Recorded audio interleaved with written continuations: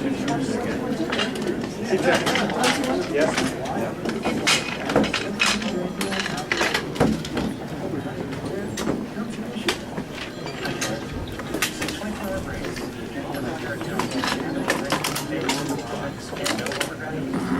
right. Whatever your excuse was, we'll take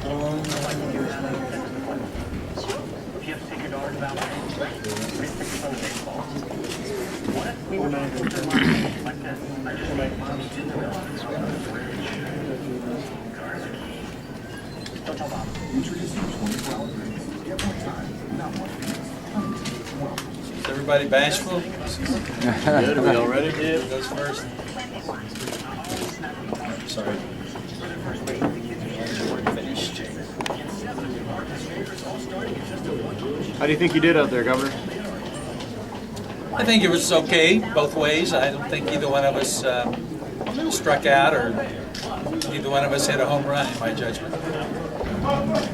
You seem like you went kind of easy on him. You didn't go on the offensive a whole lot. Well, you know, I tried to be myself. So. Governor, you talked about how he and his party like to say no, no, no. Do you feel that's something that resonates with the voters, and is that something that you can maybe close the gap on with this? Well, I don't know that I need to close the gap. I think we've closed the gap, quite frankly. At least according to our own polling, it's at least a toss-up race. In fact, our most recent polling has me up as much as 4 points. So I don't think I needed to close the gap. I think the gap has been closed. And I think, you know, the battle is joined. But what I tried to point out is if Mr. Kasich had had his way, there would have been no stimulus bill. He's criticized it. So that means that we wouldn't have invested in the job-creating activities that we've invested in. And there would have been no auto bailout. And that means that, you know, the auto jobs here in the Toledo area and across the state of Ohio and the supply chain jobs perhaps would not have existed today. So I think these are significant issues because I think they not only speak to a particular public policy, but I think they speak to a particular philosophy.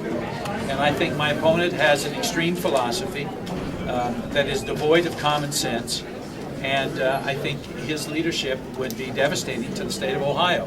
I don't want to say that, you know, to be unkind. I just deeply believe it, that what he believes regarding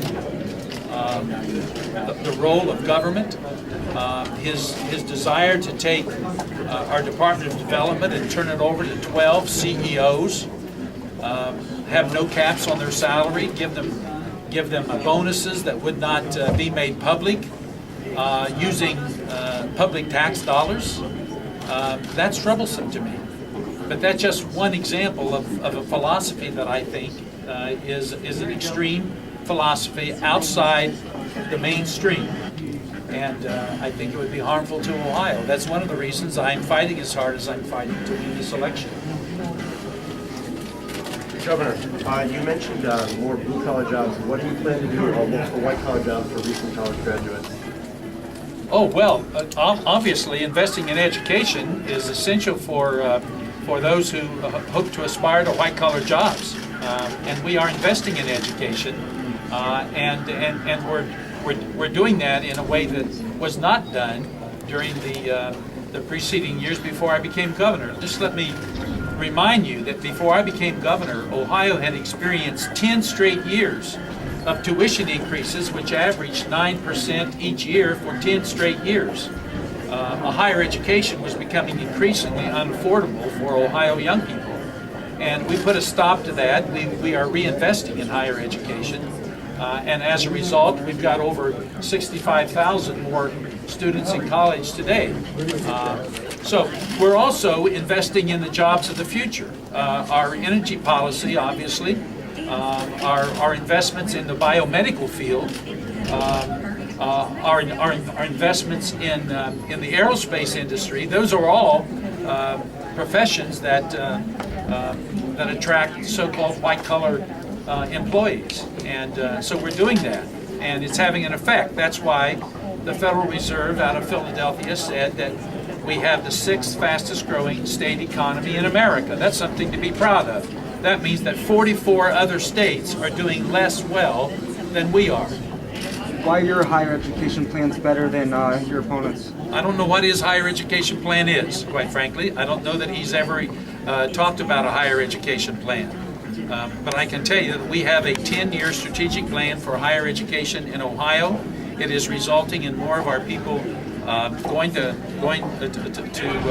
school in our community colleges and our great universities.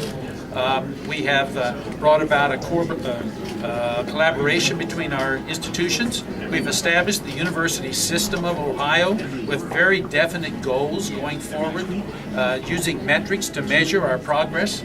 I don't know that Mr. Kasich has spent any time talking about higher education. If he has, it certainly hasn't come to my attention. So I don't know that he has. I don't think that he has.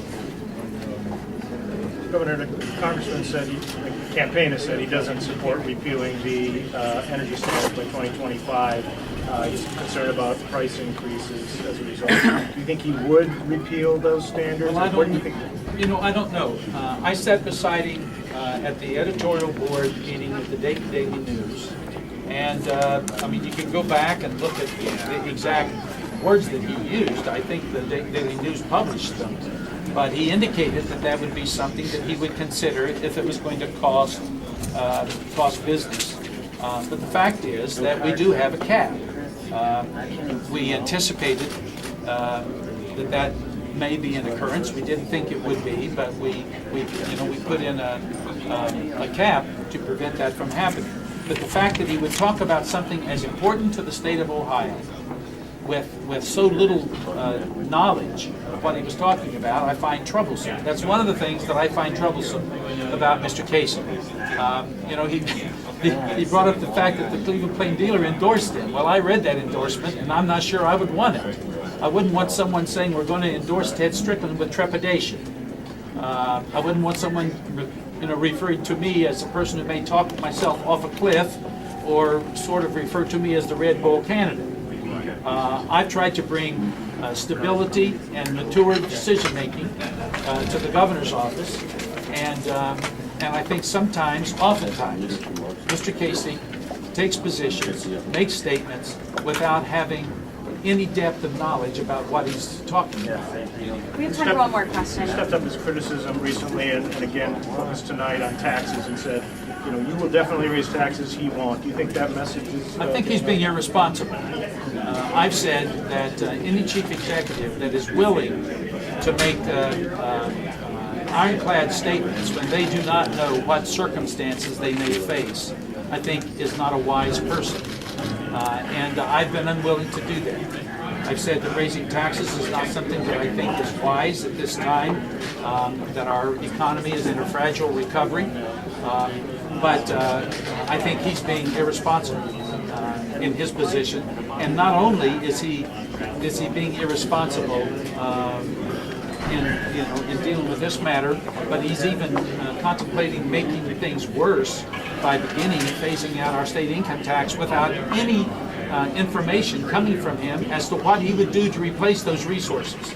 And as I said tonight, I'm convinced that if he were successful, it would drive up the local property tax, and it would drive up local government taxes. You can't spend money you don't have. And I think he's acting irresponsibly and taking irresponsible positions when he says what he says. Okay. All right, thanks everybody. Thank you all. I appreciate your patience. Thanks, Governor.